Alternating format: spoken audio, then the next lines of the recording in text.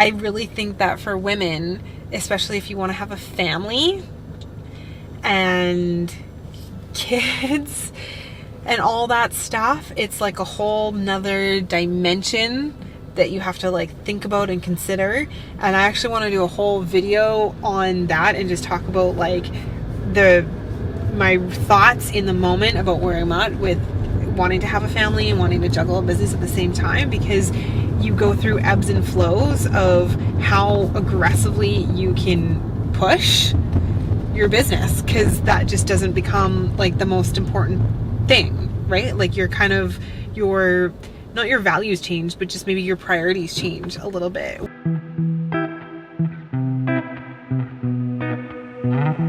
Every day she sees her life fade away and pass her by. What can she do? What can she do?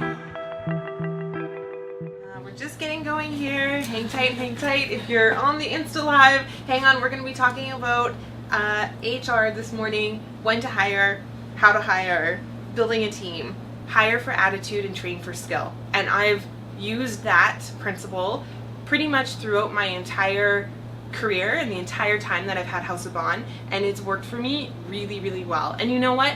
The times when I've hired for skill and gone against my gut, just because I was in a pinch and needed to expand and bring more staff on, or it was just the right thing to do at the time, or I made a quick decision, it's always backfired. So I always go with my gut when I'm looking to hire. Come on in. Hey. We're just shooting. Come on in. Hi. You're nice and early. Oh, yeah. What time is it? Is it 9? It's no, it's 8:45. Oh, okay. We should go around this time. Yeah, perfect. Nice to see you. Nice to see you as well. Hi, hi, hi. Hi. I like your little watermelon pin. Oh, it's actually attached to the shirt. Oh, cool. I like the embroidery. I like it. I like it. Okay, well, we're just gonna finish up. It's gonna The take last like two? yeah. Want me to leave for a minute? No. You stay. That's great. What can she do? What can she do? It's her life. It's her life. It's her life. It's her life.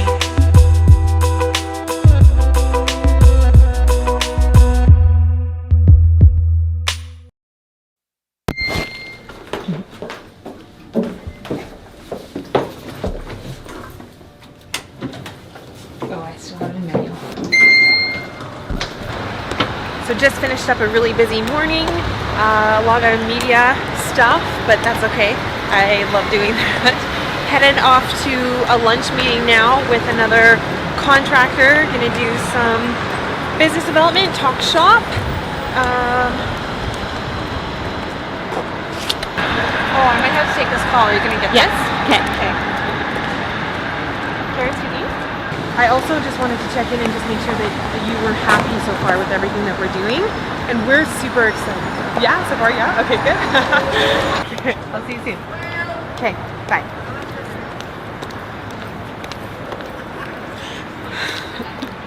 Business development, making it happen, and on to the next. Happen, and on to the next. Yes, on to the next. Oh, it's so funny. That's a client. Yeah, that's a client. I'm just trying to like, it's a grind. Like just trying to keep everybody happy, keep our clients happy, make sure that we're doing a good job, building relationships. I feel like your relationship with people is everything. Like you can finish a really good project and it can be a super success. But even better is if you finish a really great project and you have a really great relationship with that client.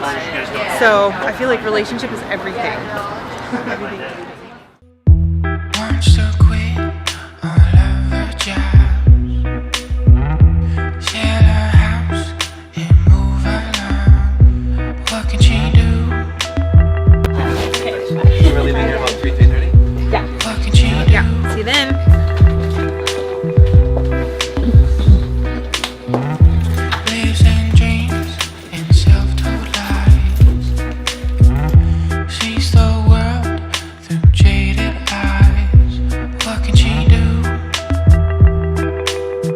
from my last lunch meeting there with a contractor and a friend of mine. We've done a bunch of work together in the past.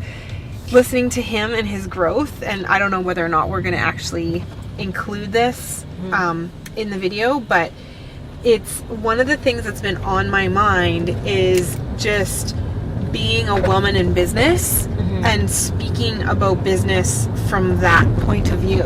And also, I think business requires a lot of like male energy, like a lot of competitiveness, a lot of like negotiating, a lot of ego, and I don't mean that in a bad way, but just a lot of confidence, a lot of like driving things forward. Like all that to me is very male type energy, whereas motherhood and nesting and getting ready for family and nurturing your body and fueling yourself, that's very feminine energy. So I feel like the two for me right now are like very in conflict with each other.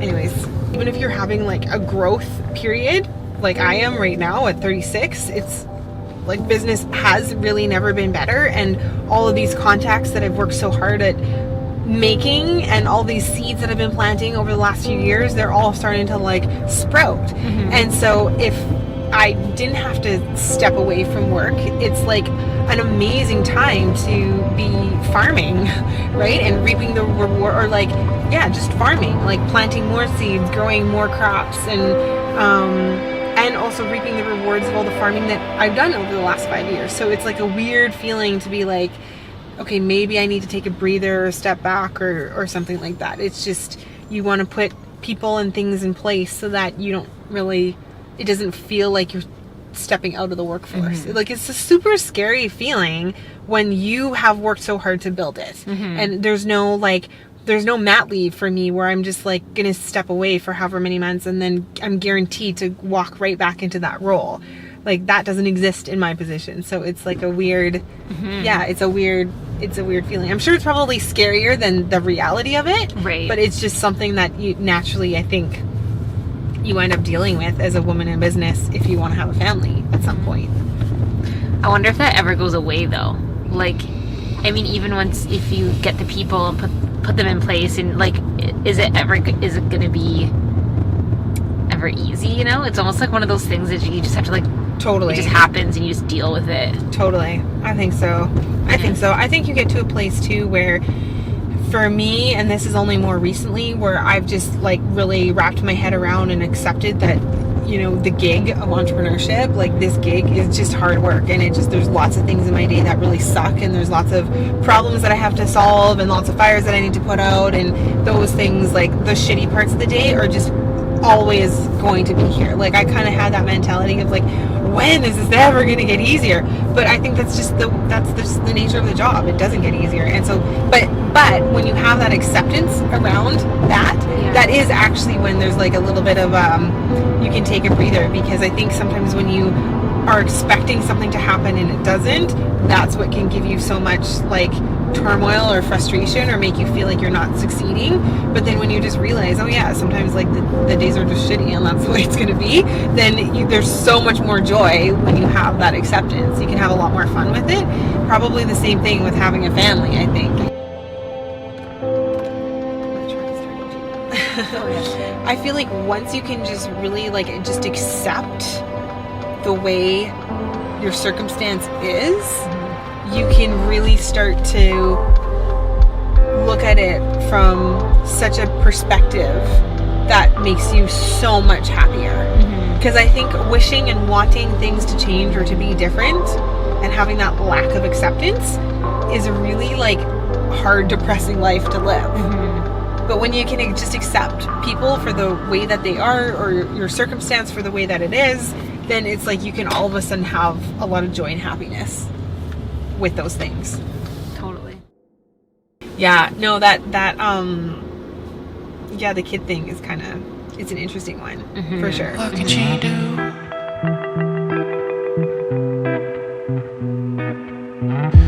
Wants to leave a lonely town. I truly believe, at least in interior design and a service-based industry, it's really hard. You can't substitute social media for sales.